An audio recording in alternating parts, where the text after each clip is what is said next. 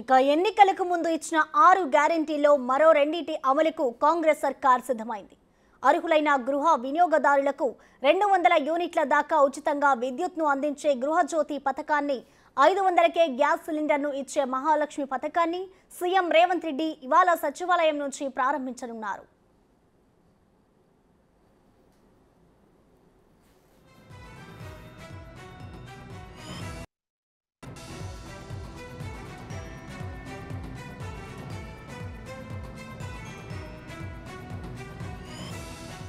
తొలుత ఈ కార్యక్రమాన్ని రంగారెడ్డి జిల్లా చేవెళ్లలో ప్రారంభించిన అనంతరం 1,00,000 మందితో బహిరంగ సభ నిర్వహించడానికి అన్ని ఏర్పాట్లు చేశారు. కానీ ఉమ్మడి మహబూబ్నగర్ జిల్లాలో స్థానిక సంస్థల ఎమ్మెల్సీ ఉప ఎన్నికకు ఎన్నికల సంఘం షెడ్యూల్ విడుదల చేసింది. సోమవారం రాత్రి నుంచి అక్కడ కోడ్ అమల్లోకి వచ్చింది. దీంతో పథకాల ప్రారంభోత్సవాన్ని సచివాలయానికి మార్చారు.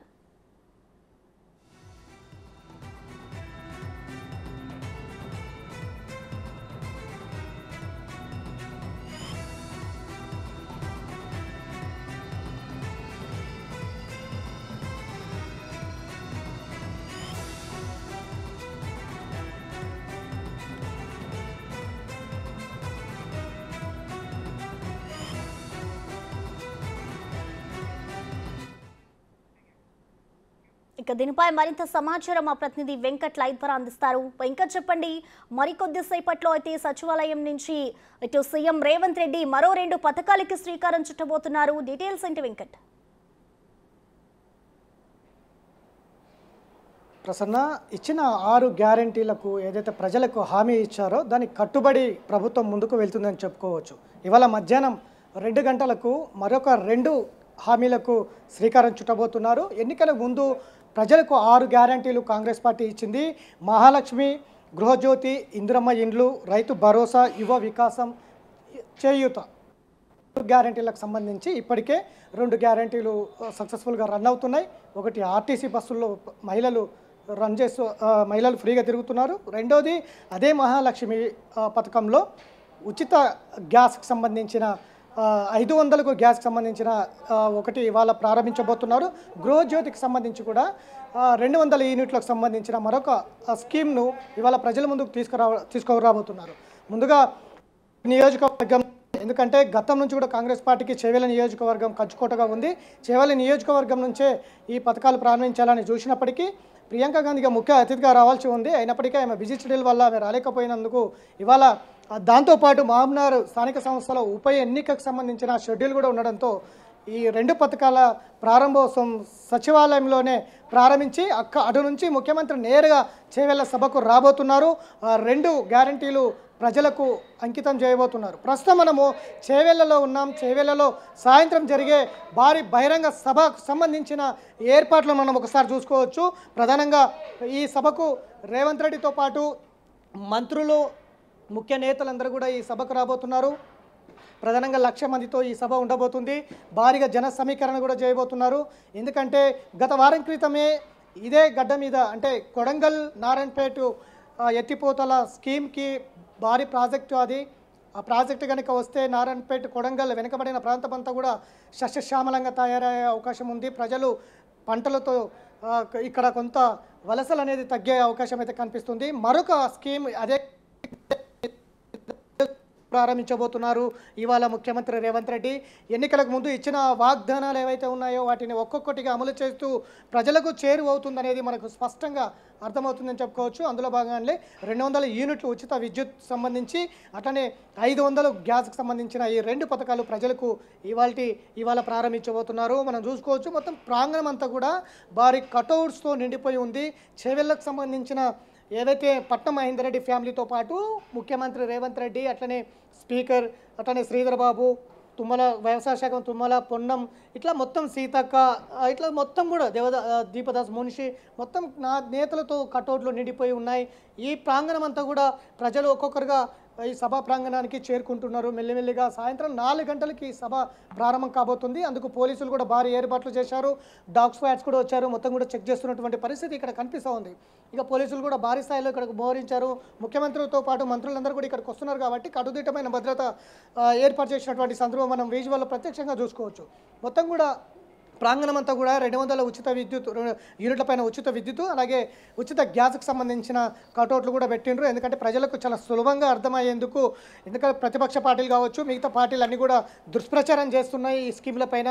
కాంగ్రెస్ పార్టీతో నిధులు లేవు, ఎట్లా అమలు చేస్తారంటూ కూడా దుష్ప్రచారం చేస్తున్న నేపథ్యంలో ప్రజలకు, చాలా కింది స్థాయి ప్రజలకు కూడా అర్థమయ్యేందుకైతే కాంగ్రెస్ పార్టీ బలోపేతంగా ముందుకు వెళ్తున్నటువంటి సందర్భం మనం ప్రత్యక్షంగా చూసుకోవచ్చు. బూత్ లెవెల్లో కూడా, ప్రతి బూత్ లెవెల్లో వెనుకబడిన గ్రామాల్లో కూడా, పూర్తిగా మారుమూల గ్రామాల ప్రజలకు కూడా కాంగ్రెస్ పార్టీ ఇచ్చే ప్రతి స్కీమ్ ప్రజలకు అర్థమయ్యేలా వివరించే విధంగా ప్లాన్ చేస్తుందని చెప్పుకోవచ్చు. అందులో భాగంగానే ఇప్పుడు మరొక రెండు స్కీమ్లు అయితే ప్రజలకు అందుబాటులో తెచ్చుకుంది. ఇప్పటికే విద్యుత్కు సంబంధించిన అంశంలో దాదాపు 1 కోటి మందికి పైన దరఖాస్తులు వచ్చినట్టుగా ప్రభుత్వం దగ్గర ఉంది. ఇప్పటికే దరఖాస్తులు పెట్టుకున్నారు. దాంట్లో ఎవరైతే ఈ విద్యుత్కు సంబంధించి దానికి సంబంధించిన రేషన్ కార్డు కావచ్చు, ఆధార్ కార్డు కావచ్చు, రెంట్కున్నారా లేకపోతే సొంత ఇల్లు ఉందా, ఒకవేళ ఉంటే కనుక సొంత ఇల్లు అయితే ఆ కరెంటు మీటర్కు ఉన్నటువంటి యూనిక్ నెంబర్ ఏదైతే ఉంటుందో దాంతోపాటు కిరాయిదారులు ఎవరైతే ఉంటారో వీళ్ళు కూడా ఆధార్ కార్డు, రేషన్ కార్డుతో పాటు ఆ యూనిక్ నెంబర్, మీటర్ మీద ఉన్నటువంటి యూనిక్ నెంబర్ ఇట్లా యూనిక్ నెంబర్ పెడితే కనుక ఉచితంగా 200 యూనిట్లు విద్యుత్ వచ్చే విధంగా ప్రభుత్వం అయితే అన్ని ఏర్పాట్లు చేసిందని చెప్పుకోవచ్చు. ఇక దానికి మరొక విషయం, ఇప్పటివరకు అయితే దాదాపు దరఖాస్తులు పెట్టుకున్న లబ్ధిదారులు దాదాపు 35 లక్షల మంది పైచిలికే ఉచిత విద్యుత్ యూనిట్లకు దరఖాస్తులు పెట్టుకున్నట్టుగా సమాచారం అందుతుంది.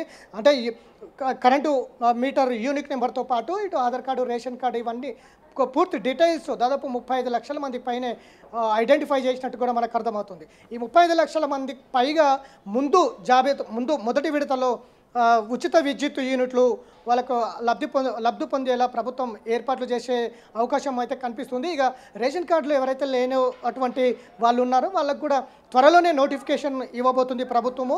రేషన్ కార్డులు నిరంతర ప్రక్రియ కాబట్టి ఎప్పుడైనా దరఖాస్తు పెట్టుకొని రేషన్ కార్డు పొందేందుకు అవకాశం కల్పించేలా ప్రభుత్వం ఏర్పాట్లు చేస్తుంది. రేషన్ కార్డు వచ్చిన తర్వాత ఎవరైతే కిరాయిదారులు కావచ్చు, సొంత ఇల్లు ఉన్న వాళ్ళు కావచ్చు, సంబంధించిన యూనిక్ నెంబర్ ఏదైతే ఉందో అది దరఖాస్తు ఫారంలో నింపగలిగితే ఉచిత విద్యుత్ వారికి కూడా వచ్చే విధంగా ప్రభుత్వం అయితే అన్ని ఏర్పాట్లు చేసుకోవచ్చు.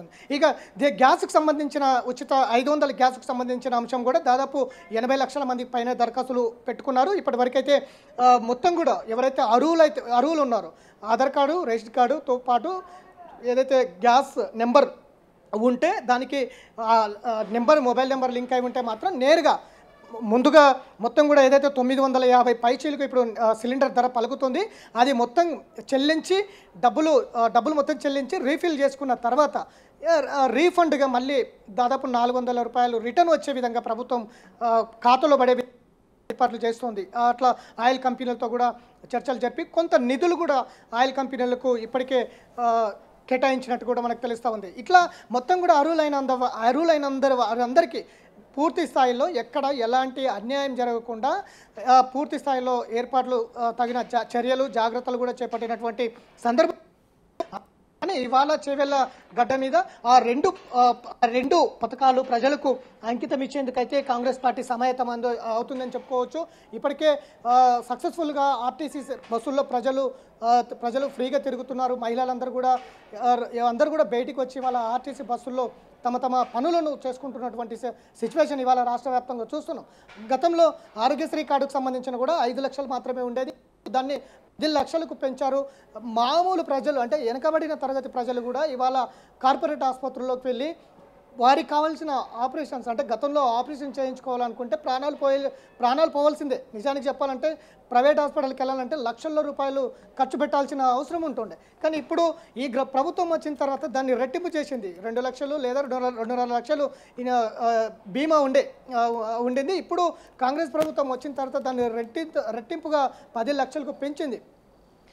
బీదప్పు కుటుంబాలు కూడా కార్పొరేట్ వైద్యం అందించుకునేందుకు వీలుగా ఆరోగ్యశ్రీ కార్డుకు సంబంధించి కూడా పెంచింది. అవి సక్సెస్ఫుల్గా రన్ అవుతున్నాయి. ఇక గతంలో పెండింగ్లు ఉండేటి దాని మీద కూడా పూర్తి స్థాయిలో ప్రక్షాళన ఏర్పాట్లు చేస్తున్నటువంటి సిచ్యువేషన్. ఇక ఈ మహిళలకు అటు బస్సు ప్రయాణము ఒక మహాలక్ష్మి కింద, ఇప్పుడు మళ్ళీ గృహజ్యోతి కింద 200 యూనిట్లు, అట్లనే గ్యాస్ సిలిండర్ 500కు ఇచ్చేందుకు కూడా ప్రభుత్వం ముందుకు వస్తుందని చెప్పుకోవచ్చు. ప్రతిపక్షాలు చేస్తున్నటువంటి దుష్ప్రచారాన్ని తిప్పి కొడుతూనే ప్రభుత్వం ఏదైతే ఎన్నికలకు ముందు ఇచ్చినటువంటి, కాంగ్రెస్ పార్టీ ఎన్నికల ముందు ఇచ్చినటువంటి వాగ్దానాలు అధికారంలోకి వచ్చిన తర్వాత ఒక్కొక్కటి ప్రజలకు ఇచ్చేందుకైతే పూర్తి స్థాయిలో సన్నద్ధమవుతుందని చెప్పుకోవచ్చు. అందులో భాగంగానే ఆయా జిల్లాలకు సంబంధించి పూర్తి స్థాయిలో పార్లమెంట్ ఎన్నికలు ఉన్నాయి కాబట్టి ఎన్నికల దృష్టిలో ఉన్నప్పటికీ అక్కడక్కడ ఎన్నికల కోడ్ ఉన్నప్పటికీ కూడా ఎక్కడ కూడా ఆగకూడదు.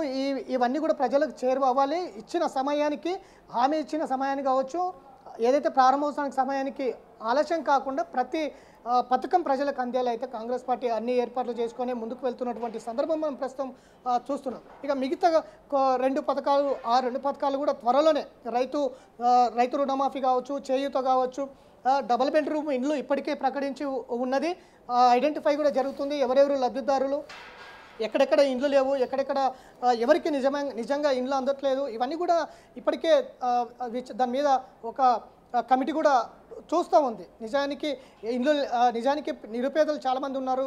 సొంత ఇంటి కళ నెరవేరకుండా చాలామంది రాష్ట్రంలో చాలామంది ఉన్నారు.